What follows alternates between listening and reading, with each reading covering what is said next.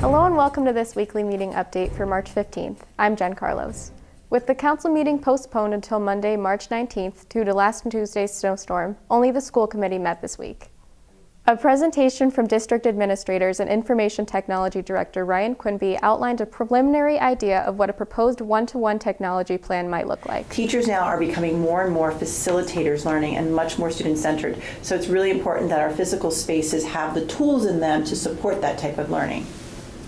One-to-one refers to the model of providing a computer, in this case a Google Chromebook, to each student in grades 3 to 12 in the East Longmeadow Public Schools. The reality is it's really the wave of today. It's surrounding districts that are already doing this. Ludlow Public Schools, grades 5 to 12, one-to-one take-home. West Springfield Public Schools, 6 to 12 are one-to-one, with grades 9 to 12 are take-home. Springfield Public Schools have one-to-one, grades 3 to 12, and this year have 12 schools that have take-home, with next year having all students grades 3 to 12 one-to-one with take-home. So part of the way we came up with the sustainable financial plan is picking devices that are reliable and affordable. Chromebooks really hit the mark, and then we switched you guys over to Chromebooks. The town council uses them, and about 1,300 of our students have them in school. Well, we have 1,300 for them to use. The presentation outlined the ways each school has integrated computers so far into daily learning, and then addressed potential costs. So we have, we've done a good job as schools and with IT to get devices, and we've come a long way. I've been here 5 years, and it's night and day from where we were. But there really are limits still, and there really is a thirst for more devices, and just sort of having it be automatic and not like a moment to have the technology, but just have it be automatic, the way it is in everybody's life, right? So we definitely think that they're being used often, but if we had more, they'd be used even more often. So for our FY20 budget, which is our start date, we're planning on 2,150 students from grades 3 to 12. That number is a higher estimate, so we will keep a couple spares on hand for the odds and ends if something breaks or we need to replace them.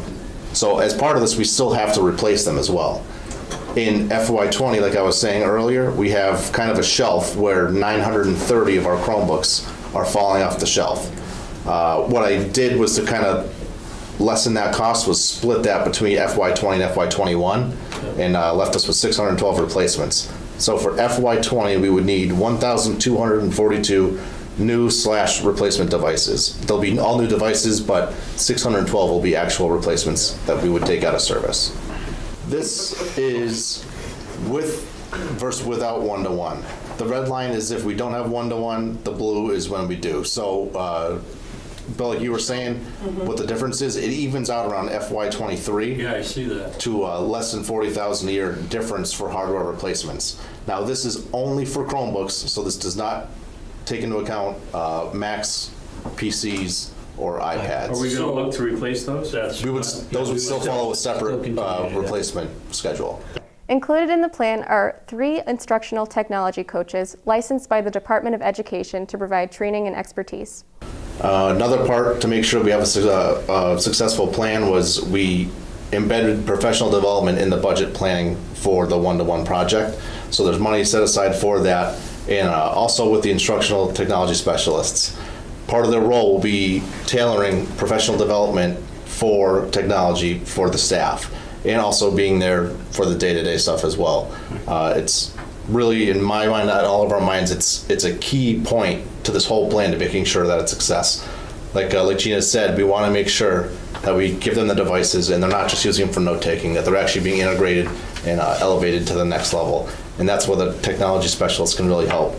They'll take a great teacher and make them even better, and they'll help the ones that are afraid of technology, and they can fix your phone for you when you call. Quimby emphasized that the plan as presented was provisional and that it would take more work in coordination with the town manager, finance director, council, and school committee to formulate a long-term sustainable plan for the future. So this is really our get excited meeting. Yeah. There's no budget requests yet. It's kind of just a glimpse into what we're planning, and I think it's a great idea, and figure out.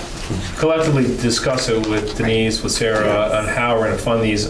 Well, I think all these points are going to be in the discussion. Yeah. Because now we're getting to the point where we want to go public and start to vet this out and see what is the best financial strategy to make this happen.